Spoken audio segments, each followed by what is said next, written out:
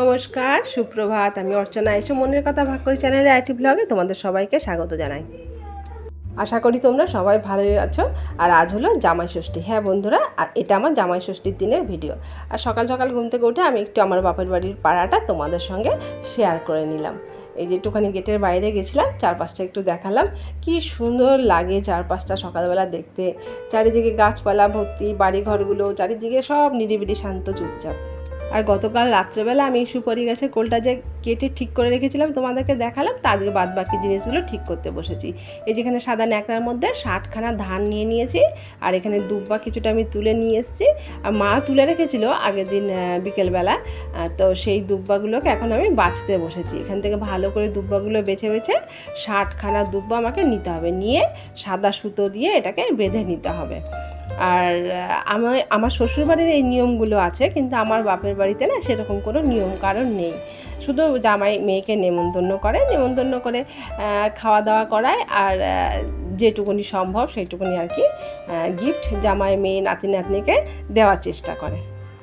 আর এই যে সুপারি খোলের মধ্যে যে জিনিসগুলো নেব না আমি, 60খানা ধান, দুব্বা, করমচা, আম, কলা, এগুলো নিয়ে না পুকুরে কিংবা গঙ্গা ঠঙ্গায় স্নান করতে গেলে সুবিধে। কিন্তু আমাদের এখানে পুকুর টুকুর একদম নেই, তাই আর পুকুরে স্নান করা হয় না। এখানে আসলে পরে আমাকে বাড়িতেই কলের জলে স্নান করে নিতে হয়। আর এই দেখো 60খানা ধান আমি দুব্বা রেডি করে এই সাদা সুতো দিয়ে বেঁধে নিয়েছি। বাদবাকি কয়েকটা দুব্বা একটু বেশি হয়েছে, সেগুলো আমি ঠাকুর ঘরে পুজো করতে গিয়ে ঠাকুরকে দিয়ে দেবো। তো আমি পুকুরে তো স্নান করতে পারি না, শ্বশুরবাড়িতে থাকলে পরে পুকুরে স্নান করতে যাই। হয়তো কোনো কারণে, হয়তো কোনো বছর আসতে যদি না পারি, তখন শ্বশুরবাড়িতে পুকুরেই হয় স্নান করা। তো বাপের বাড়ি আসলে সেটা হয় না, গঙ্গায় যাওয়া সম্ভব নয়, সকালবেলা কাজকর্ম সব থাকে। আর এই দেখো 60খানা ধান আমি যে নিয়ে নিয়েছিলাম গুনে, এটাকে একটা সাদা ন্যাকড়ার মধ্যে নিয়ে ভালো করে একটা পেঁচিয়ে একটা গিঁট দিয়ে দেবো। এক একজনাদের এক এক রকম আর কি নিয়ম থাকে। কাউরির এই নিয়মটা থাকে, আবার অনেকে আছে পাখার মধ্যে নেয়, পাখা দিয়ে মেয়ে জামাইকে হাওয়া করে, আবার অনেকে কুলোর মধ্যেও নেয়। এরকম বিভিন্ন রকমের নিয়ম কারণ আছে। আর বাঙালি এই ছোটোখাটো নিয়ম কারণগুলো এত সুন্দর লাগে, খুব মিষ্টি নিয়ম কারণ এগুলো, তাই না? আমার তো এই টুকটাক নিয়ম কারণগুলো মানতে খুবই ভালো লাগে। তোমাদের কার কেমন লাগে বন্ধু, তোমরা জানিও। আর প্রচণ্ড গরম পড়ে গেছে, জানি না কতটা কি তুলে তোমাদের কাছে ধরতে পারবো। তবে তোমাদের কাছে আমার অনুরোধ রইল, পুরো ভিডিওটা প্লিজ তোমরা দেখো। আর আমি দেখো এখন খোলের মধ্যে আম, কলা, তারপরে ধান দুব্বা দিয়ে সাজিয়ে নিচ্ছি। আর এইটার মধ্যে আছে করমচা। এটা আমি হিন্দমোটর থেকে কিনে এনেছি। করমচাটাকে কিনে এনে ভালো করে মানে যত্ন করে এনেছি, যাতে পোটা থেকে না খুলে যায়, এরকম করে যত্ন করে নিয়ে এসেছি। আর পুরো ভিডিওটা তোমাদের কাছে দেখার অনুরোধ রইল। যদি ভালো লাগে তো প্লিজ ভিডিওটা একটা লাইক, শেয়ার, কমেন্ট করতে ভুলো না। আর প্লিজ একটু শেয়ার করে দিও, তাহলে কি আরও 5 জনের দেখা হয়। আর ইতিমধ্যে তোমরা যারা আমার চ্যানেলটিকে সাবস্ক্রাইব করে দিয়েছো, তোমাদের সবাইকে জানাই অজস্র ধন্যবাদ। আর যারা আমার ভিডিওগুলো দেখছো তাদেরকেও জানাই অজস্র ধন্যবাদ। ওইদিকে আমি ওই সমস্ত কিছু জোগাড় করছিলাম, এইদিকে আমার বাবা আর কি ময়দা মেখে রেডি করে ফেলেছে। আর মা এখানে সবজি কাটতে বসে গেছে। এবারে চলো একটু রান্নাঘরটা দেখি। এদিকে তো পেঁয়াজ টেয়াজ খোসা ছাড়ানো হয়ে গেছে, এখানে ঘুগনিটাও বসে গেছে। ঘুগনিটা মোটামুটি হয়েই এসছে। আর দাদা সকাল সকাল বাজারে গিয়ে খাসির মাংসও নিয়ে এসছে। সবাই মিলে জোগাড় যন্ত্র শুরু করেছে জামাই খাওয়ানোর জন্য। আর এদিকে আমি এবারে এসে গেছি লুচি ভাজতে। তেলটা গরম করতে বসিয়ে দিয়েছি, কেননা আমার না এখনও স্নানটা সারা হয়নি, কেননা ভাইয়ের বউ যাবে শ্বশুরবাড়িতে, ওখানে ষষ্ঠী আছে, ভাই শ্বশুরবাড়িতে যাবে। তো ওই সব আমি স্নান টান করে এদিকে আসতে গেলে অনেকটাই দেরি হয়ে যাবে সবার খাওয়া দাওয়া করতে, ওরা খেয়ে বেরোবে। সেই জন্য আমি চলে আসলাম এখানে লুচিগুলো ভাজতে। আপাতত কটা লুচি ভাজা হয়েছে, এদিকে আরও কয়েকটা আমি বেলে নিয়েছি, আরও লুচি ভাজা চলছে। তেলটা এখনও ঠিকঠাক গরম হয়নি, একটু বন্ধ করে দিয়েছিলাম তো। আর বাচ্চা কাচ্চারা এখনও সেভাবে ওঠেনি, ওরা একটু দেরি করে উঠছে, ছুটি আর কি। ওরা উঠলে একবারে, তা আমার তো স্নানের পরে নিয়মকানুন আছে, সেগুলো করে আসতে দেরি হয়ে যাবে।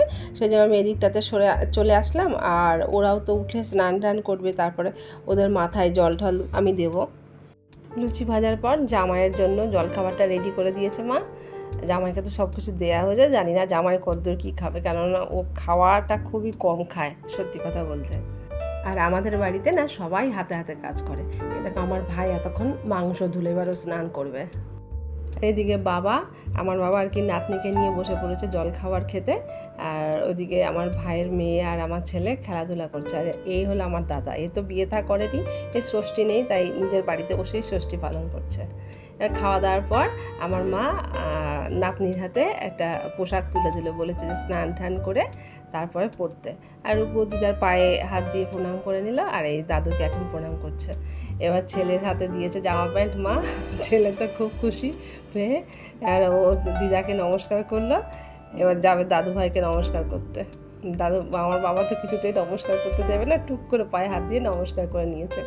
এবার এসছে মামার কাছে, মামাকে প্রণাম করবে, আর মামাও প্রণাম করতে দেবে না। মামার ভাগনাতে মিলে হুড়োহুড়ি চলছে। আমাদের মধ্যে না ভাগনাকে পায়ে হাত দিতে দেয় না মামা মামির, তবুও হাসে করতে। তো ভাগনাকে তখন বুকে জড়িয়ে ধরে মামা, এটাই আর কি নিয়ম। কেননা ভাগনা ভাগ্নি মামা মামির কাছে ভগবান তুল্য, এটা সবসময়ের জন্য আমরা এই নিয়মটাই মানি। আমাদের মধ্যে না মামা মামিকে একদম পায়ে হাত দিয়ে প্রণাম করতে দেয় না। এবার মামির কাছে এসছে প্রণাম করতে, আর এবার ওর মামা মামি আর ওর বাবা মিলে ওর পেছনে লেগেছে, বলছে নমস্কার টমস্কার সব সারা হয়ে গেছে, জামাই ষষ্ঠী কমপ্লিট, এবারে যে যার বাড়িতে চলে যাও। আর আমার ছেলে বলছে না না, এখনও তো খাওয়া দাওয়া হয়নি। আর ওইদিকে আমার ভাই ওই দেখো ব্যাগ নিয়ে চলে আসছে, ওকে নিয়ে দিয়ে আসবে, বলছে ষষ্ঠী হয়ে গেছে, বাড়িতে দিয়ে আসি, ষষ্ঠী কমপ্লিট। এদিকে ভাইয়ের বউ স্নান টান সেরে খাওয়া দাওয়া করে একদম রেডি শ্বশুরবাড়ি যাওয়ার জন্য।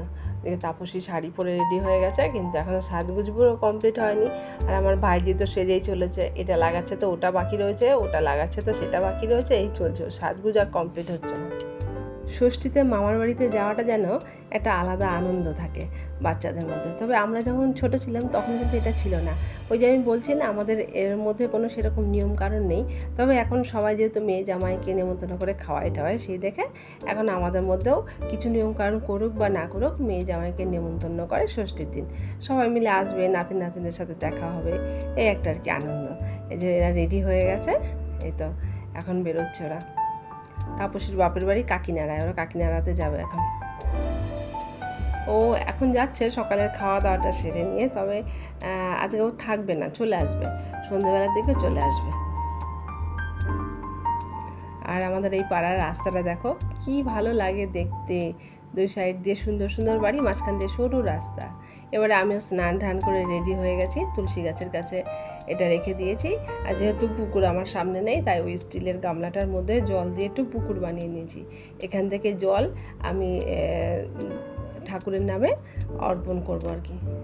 মা ষষ্ঠীর নামে জল দেব, তারপর পূর্বপুরুষদের নামে জল দেয়, সবার নামে নামে জল ঢল দিয়ে তারপরে ঘরে যাব। ঘরে অবশ্য এমনি যাব না, ওই এটাকে মাথায় নিয়ে আর হাতে একটা ঘটিতে জল নিয়ে জোকার দিয়ে আমাকে ঘরে ঢুকতে হবে। সুপুরির খোলটা সমেত ওই গামলা থেকে জলটা তুলেই আমি দেবো তুলসী গাছের ওখানে। আর এখন যেহেতু এখানে নেই, তাই ভিডিওটা তোমাদের সঙ্গে শেয়ার করতে পারবো না। আর এই হলো আমার মায়ের ঠাকুরের সিংহাসন। স্নানটা সেরে আমি ঘরে এসে পুজোটা সেরে নিলাম, কেননা মা তো রান্নাঘরে ব্যস্ত আছে, সেই জন্য আজকের পুজোটা আমি দিয়ে দিলাম। আর আজকে না ঠাকুরকেও আম, কলা, মিষ্টি, বাতাসা এগুলো খেতে দিয়েছি। এবারে এলাম বাকি নিয়মটুকুনি পূরণ করতে। রূপো স্নান করে এসে বসে পড়েছে, আমি এই খোলের মধ্যে জল দিয়ে ওর মাথায় দেবো আর শার্ট করবো 3 বার।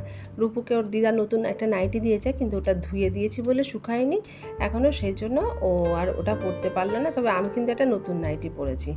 এবার ছেলেও স্নান করে চলে এসছে, ছেলেকেও নতুন জামা প্যান্ট দেওয়া হয়েছে, কিন্তু নতুনগুলো তো এমনি পরা যায় না, তাই আমি ওটা ধুয়ে দিয়েছি, এখনও শুকায়নি। তো ওই নতুন জামা কাপড়গুলো শুকোলে পরে ওরা বিকেলবেলা পরে নেবে। আর এখনও স্নান করে এসে বসেছে, ওর মাথাতেও সেই একইভাবে জল দিলাম, দিয়ে শার্ট করলাম। আর ওরা দুজনেই আমাকে প্রণাম করলো, আমিও প্রাণ ভরে ওদেরকে আশীর্বাদ করলাম, যাতে এরা মানুষের মতন মানুষ হয়, মা ষষ্ঠীর কাছে এই প্রার্থনাই করে রাখলাম। আর এবারে যার মাথায় জল দিচ্ছি এ হলো আমার ছোটো কাকার বড় মেয়ে। এই জলটা আমি সবার মাথাতেই দিতে পারবো, এটা মা ষষ্ঠীর নামে আর কি পুজো দিয়েছি, জলটা দেব সবার মাথাতেই, বড়দের মাথাতেও দিতে পারবো। এই যে এখন আমার বাবার মাথায় দিচ্ছি, দিয়ে আমি বাবার পায়ে হাত দিয়ে প্রণাম করব। আর ছোটোদের মাথায় দিলে ছোটরা আমার পায়ে হাত দিয়ে প্রণাম করবে। আর আমি না করতে পারবো না, কি বলে, ভাইজি তো চলে গেছে, ভাইয়ের বউ ভাইজি চলে গেছে। ভাইজি যখন রাতে আসবে তখন ওর মাথায় জল দেবো। এবার বাবার পায়ে নমস্কার করে বাবার হাতে একটু একটা গিফট এনেছিলাম কাশ্মীর থেকে, সেটা তুলে দিলাম। আর এবারে মাকে বসিয়েছি, মায়ের মাথাতেও মা ষষ্ঠীর নামে জলটা দিলাম, দিয়ে এবারে মাকে আমি প্রণাম করব। আর মা আমাকে আশীর্বাদ করলো সুখে শান্তিতে সংসার করতে।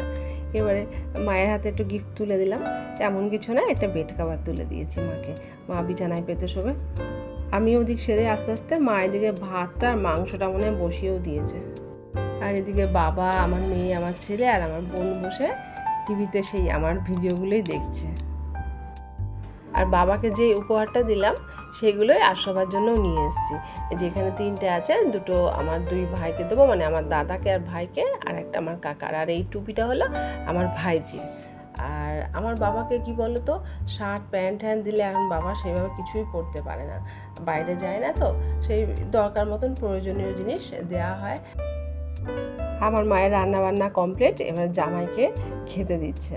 আর এদিকে আমার মেয়ে, কাকার 2 মেয়ে, বড় মেয়ে, আর এই যে পাশে বসে আছে ছোটো মেয়ে, ওরাও আমার মেয়ে ছেলে সবাই বসে পড়েছে। আমার ছেলে অবশ্য খাওয়া হয়ে গেছে।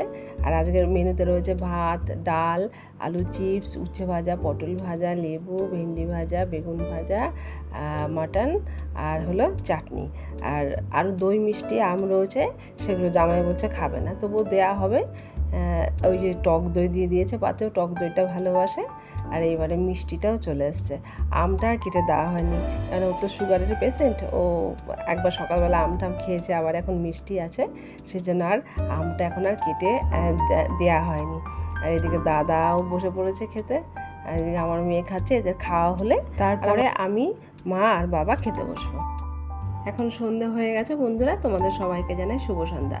আর আমার মা যেই জামা প্যান্টটা রিজুকে দিয়েছিল আমার ছেলেকে, ও সন্ধ্যাবেলা হাত পা ধুয়ে সেই নতুন জামা প্যান্টটা পরে রেডি হয়ে বসে আছে। এখন যাবে ওর মামার সঙ্গে স্টেশনে ট্রেন দেখতে। ওর মামাকে বলে রেখেছে, ওই যে ওর বড় মামা নিয়ে যাবে এখন ট্রেন দেখতে। এদিকে ওর ছোটো মামা তো এখনও আসেনি, না হলে আমার ভাইয়ের মেয়েটাও যেত। আর আমার ছেলের কীর্তি দেখো, দিদাকে বলতে এসছে নতুন জামা প্যান্টটা পেয়েছে বলে, বলছে যে আপকো বহুত বহুত শুক্রিয়া। এই যে এখন বেরোচ্ছে মামার সঙ্গে ঘুরতে, স্টেশনে যাবে ট্রেন দেখতে। যে ট্রেন দেখতে কি ভালোবাসে যে কি বলবো, রাস্তায় বার হলেই মানে স্টেশনের দিকে গেলেই তাকিয়ে থাকবো ওইদিকে, কখন ট্রেন যাচ্ছে, কটা যাচ্ছে, কটা ট্রেনেও দেখতে পেলো। এইসব নিয়ে খুব আনন্দ ট্রেন দেখা নিয়ে। ওরা চলে যাওয়ার পরে আমি রান্নাঘরে এসেছি, তো মা দেখি চা বসিয়ে দিয়েছে। তো চা দিয়ে আরেকবার শুভ সন্ধ্যা করলাম তোমাদেরকে। আর মা এখন বসিয়েছে লিকার চা, তবে মাকে এখন সরিয়ে দেবো, কেননা মায়ের গা ধোয়া হয়ে গেছে, গাটা ধুয়ে ফ্রেশ হয়ে এসছে, এক্ষুনি আবার রান্নাঘরে কি ঢুকতে ভালো লাগে, তো ওই জন্য মাকে বলছি তুমি সরে যাও, আমি লিকার চাটা নাবিয়ে দিচ্ছি। মা বাবা ওরা লিকার চা খাবে, দুধ চা খাবে না, ওদের লিকার চাটা নাবিয়ে দিয়ে তারপরে আমাদের চাটা করব। তো চাটা হয়েও গেছে, তো চলো চাটা ছেঁকে নিই, মাকে আর বাবাকে 2 কাপ লিকার চা দিয়ে আসি। আর এবারের জামাইয়ের সন্ধ্যেবেলার টিফিন হলো একটা লট চমচম। ওর পেটে একদম জায়গা নেই, ও বলে দিয়েছে আমি কিচ্ছু খাবো না, তাও আমি জোর করাতে একটা লট চমচম খেতে রাজি হয়েছে। চলো দিয়ে আসি। এবারে আমার আর রঞ্জনের জন্য 2 কাপ চা করে নিয়েছি, অল্প চিনি দিয়ে দুধ চা করেছি। চায়ের সঙ্গে 2টো বেকারি বিস্কুটও নিয়ে নিয়েছি। এবার চলো জামাইকে দিয়ে আসি। আর এই যে এতক্ষণে বাড়িতে ফিরলেন এরা ট্রেন দেখে, সন্ধ্যে 6টার সময় গেছে, আর এখন 8টা বাজে। ওর মামা ওকে রাস্তায় এটা ওটা কিনে খাইয়ে দিয়েছে। আমার ভাইয়ের বউ ওরা সব বাপের বাড়ির থেকে ফিরে এসছে, আর এখন বসেছে সবাই রাতের খাবার খেতে। বাচ্চাদের খাওয়া হয়ে গেছে, এখন 2 শালাবাবু জামাইকে নিয়ে খেতে বসেছে, আর তাপসী খেতে দিচ্ছে। তো আমার ভিডিওটা আজকের মতন এখানেই রাখছি। তোমরা সবাই ভালো থেকো, সুস্থ থেকো, সাবধানে থেকো, সবাই নিজের খেয়াল রেখো। ভিডিও ভালো লাগলে প্লিজ একটা লাইক, শেয়ার, কমেন্ট করতে ভুলো না। আর তোমরা যারা নতুন আছো প্লিজ আমার চ্যানেলটিকে সাবস্ক্রাইব করে আমার পাশে থেকো। এখনকার মতন আসি, টাটা।